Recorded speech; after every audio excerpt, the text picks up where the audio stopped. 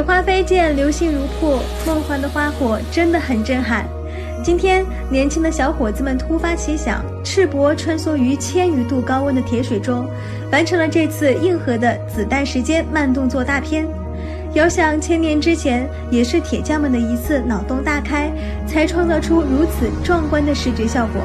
希望各位观众朋友也能够大胆想象，付诸实践。最后，祝大家心想事成，马到成功。